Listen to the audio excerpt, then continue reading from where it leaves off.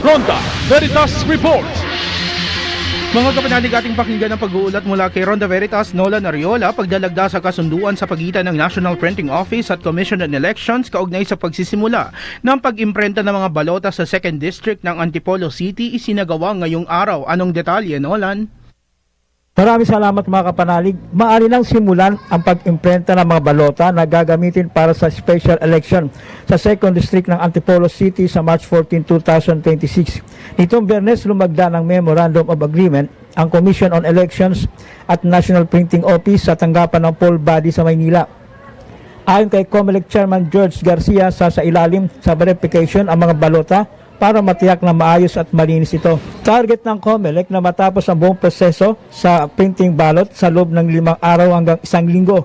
Sa datos ng COMELEC, nasa 300,000 ang botante sa ikalawang distrito ng Antipolo. Kabilang na dito ang mga nakakulong na nakapagparehistro na papayagang makaboto. Isasagawa ang special election sa 2nd District ng Antipolo City para mapunan ang nabakanting posisyon ng yumaong si Antipolo City 2nd District Representative Romeo Acop.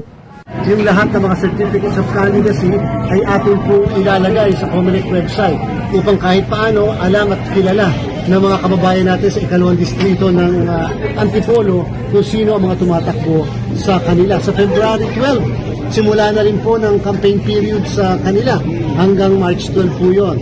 So sana ang ating pakiusap sa mga tumatakbo o yung mga magpapay ng kanilang candidacy, sana ma-observe po nila ang ating pong guidelines, lalong-lalo na ito ay manual election and therefore meron tayong premature campaigning.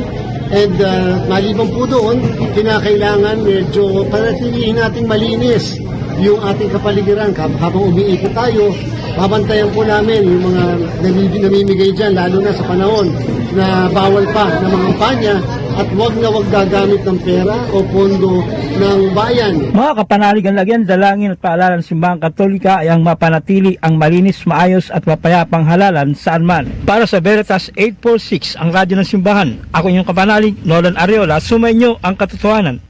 Ronda Veritas Report.